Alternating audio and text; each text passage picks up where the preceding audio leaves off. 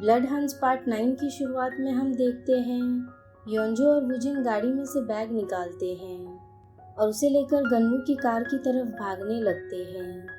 ये देखकर गन्वू कुछ बॉक्सेस बाहर रख देता है ताकि उन्हें जगह हो जाए, मगर किम के आदमी भी उनका पीछा करने लगते हैं। वो बैग बहुत वजन होते हैं जिस वजह से वो आदमी उनके करीब आ रहे होते हैं। ये देखकर वो दोनों बैग वहीं छोड़ देते हैं और भागते हुए कार के पास आते हैं और आखिरकार वो दोनों कार में बैठ जाते हैं। वो तीनों वहाँ से निकल जाते हैं और किम के आदमी वहीं रह जाते हैं। अब मिस्टर चॉय और मिस्टर जैंग घर पर होते हैं। मिस्टर जैंग बताते हैं जितना हमने सोचा था उससे ज़्यादा किम से लोगों ने उधार लिया है और उसके बार में भी बहुत लोग आते हैं। कुछ लोग पुलिस की गाड़ियों में भी आ रहे थे।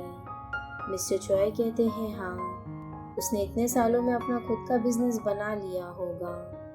मैं जानता था वो एक चोर और फ्रॉड था, मगर उसने मुझे काम के लिए बहुत मिन्नतें की थी। कहा था मैं एक नई शुरुआत करना चाहता हूँ, मगर मैं धोखा खा गया। उसके बाद मिस्टर ओ के साथ मैं यहाँ छुपकर रहने लगा।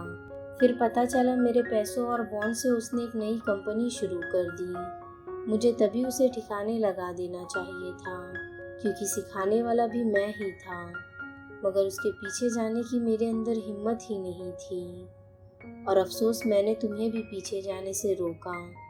मुझे डर था मैं तुम्हें भी खो ना दूँ।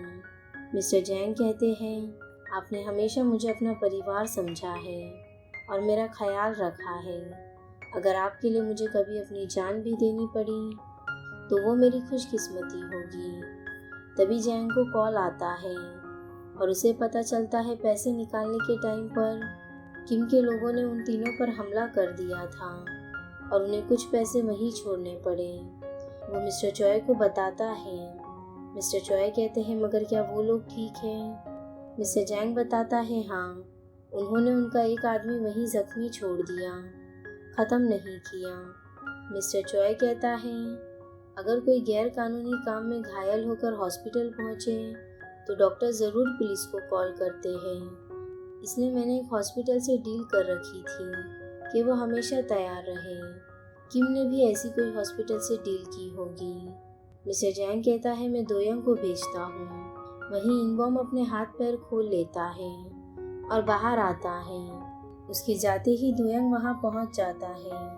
वहीं ये तीनों घर आते हैं तो मिस्टर जैंग उन्हें कहते हैं तुम लोगों ने अच्छा काम किया, आज आराम कर लो, कल मेरे रेस्टोरेंट में आ जाना, मैं तुम्हें खाना खिलाऊंगा।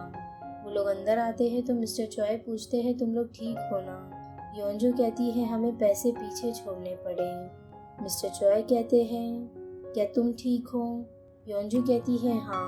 मिस्टर चॉय कहते हैं फिर सब ठीक है। योंजो और बॉक्सेस लेने चली जाती है। उसे बुरा लगता है कि वो पैसे पीछे छोड़ने पड़े। वहीं दोयोंग हॉस्पिटल का पता लगा लेता है जहां इंबॉम का इलाज हो रहा है। अब अगली सुबह जैंग किम को बताता है इंबॉम के कान का पर्दा फट गया। सीसीटीवी से एक गाड़ी का नंबर मिला है, कल तक पता कर लूँगा। किम कहता है अगर उसकी गाड़ी का नंबर प्लेट नकली हुआ तो पता लगा सकते हैं। जैंगडू कहता है हाँ, मगर थोड़ा टाइम लगेगा और पैसा भी खिलाना पड़ेगा। फिर किम सॉन्ग को बुक स्टोर वाली बिल्डिंग के ओनर के बारे में पता लगाने कहता है। वो सॉन्ग को बाहर जाने कहता है और जैंगडू से कहता है वो लोगों ने इनबॉम को अकेले क्यों छोड़ा होगा। जैंगडू कहता है उसका पीछा करने के लिए। किम कहता है कुछ लोगों को हॉस्पिटल में पेशेंट्स बना के हथियार देकर तैनात रखो और सॉन्ग पर भी नज़र रखो। हो सकता है मिस्टर चॉय के पास उसके खिलाफ कोई डिटेल हो। वो बहुत डरपोक है, शायद सॉन्ग के पीछे वो लोग दोयोंग को भेजेंगे। वो बाइक चलाता है, तुम उसके रास्ते ब्लॉक करो और पता करो। वहीं गन्नू सुबह सुबह वॉक करके घर पहुंचता है तो देखता है मिस्टर चॉय वहां बैठे हैं। मिस्टर चॉय उसे अपने पास बुलाते हैं और कहते हैं योंजू बहुत अकेली है, इसलिए वो सख्त है क्योंकि उसने जिंदगी में बहुत कुछ सहा है, मगर तुम दोनों से मिलने के बाद वो खुश रहने लगी है। गन्वू कहता है हमें भी उसके साथ रहना अच्छा लगता है। फिर मिस्टर चॉय कहते हैं जो पैसे मैंने तुम्हें एडवांस दिए थे अब उन्हें तुम्हें देने की ज़रूरत नहीं है। गन्वू पूछता है क्यों? मिस्टर चॉय कहते हैं तुम लोगों ने बुक स्टोर से बहुत पैसा निकाला है, तुम उसे बोनस समझ के रख लो। आज के बाद मेरा तुम पर कोई उधार नहीं है, तो अपनी मॉम को लेकर किसी अच्छी जगह पर एक कैफे शुरू करो, मैं इसमें तुम्हारी मदद करूँगा। गनवू कहता है आपका शुक्रिया, लेकिन किम को पकड़वाने में मैं आपकी मदद करना चाहता हूँ। आपके एहसान का बदला मेरे हिसाब से मैंने अब तक नहीं चुकाया। मिस्टर चॉय कहते हैं ठीक है। फिर गनवू वहाँ से चले जाता है। कुछ देर बाद वो लोग मिस्टर जैंग के रेस्टोरेंट में खाना खाने जाते हैं, जहाँ मिस्टर जैंग खुद उन्हें सुशी खिलाते हैं। फिर मिस्टर जैंग कहते हैं अब इसके आगे किम को ख़त्म करना होगा, हम इन बॉम्ब को पकड़कर उगलवाएंगे। किम अगर कुछ करता है तो इन बॉम्ब ही लोगों को डरा धमकाकर उन्हें अपना साथ देने में मजबूर करता है। उसे पकड़कर हमें उन लाशों को ढूंढना होगा जो किम ने छुपाई होगी। सबूत के सामने पैसा काम नहीं आएगा, कोई और सबूत भी ढूंढ सकते हैं। तभी दोयंग वहाँ आता है। मिस्टर जैंग कहता है तुम्हें आज रात काम करना होगा, ये तीनों भी हमारा साथ देना चाहते हैं। योंजो पूछती है आप लोगों को किम को मारना क्यों है। जैंग कहता है हमें हमारे दोस्तों का बदला लेना है। योंजो पूछती है आपको मरने का डर नहीं है। जैंग कहता है मौत का डर नहीं है, इस बात का डर है कि उसे मार नहीं पाऊंगा। गनवू और वुजिन कहते हैं हम दोनों भी आपकी मदद करेंगे। दोयंग योंजू से पूछता है क्या तुम भी आओगी। योंजू कहती है शुरुआत मैंने की थी तो ख़त्म भी मैं ही करूँगी। मिस्टर जैंग कहता है ठीक है, आज रात ही हमला करेंगे। वो दोयंग को सॉन्ग को ख़त्म करने कहता है और फिर उसके बाद उसे कॉल करने कहता है। फिर वो हॉस्पिटल में जाएगा। दोयंग बहुत तेज़ है, तो अगर कुछ हुआ तो वो वहाँ से भाग निकल सकता है। मिस्टर जैंग कहता है हमें दोनों जगह एक साथ हमला करना होगा। अगर हम सब मिलकर एक जगह ही हमला करेंगे तो दूसरी जगह जाने से पहले ही किम को पता चल जाएगा और उसके आदमी हम पर हमला कर देंगे। इसमें रिस्क तो है, मगर यही तरीका है जीतने का। मिस्टर जैंग गनवू और वुजिन से पूछते हैं तुम लोगों को बाइक चलाने आती है। वो दोनों कहते हैं नहीं। तो मिस्टर जैंग कहते हैं मैं इन्हें अपने साथ हॉस्पिटल ले जाऊंगा। योंजू कहती है तो मैं दोयंग के साथ जाऊंगी, मुझे बाइक चलाना आता है। फिर दोयंग और योंजू बाइक शोरूम में जाते हैं और योंजू अपने लिए वहाँ से एक बाइक लेती है।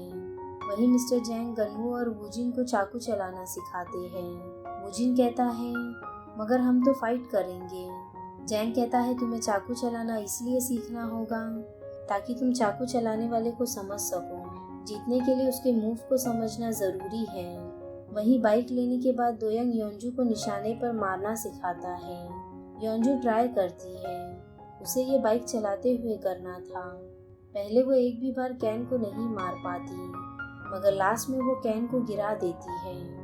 अब रात के टाइम इनबॉम हॉस्पिटल से बाहर आता है और उसके बॉडीगार्ड्स को मारने लगता है।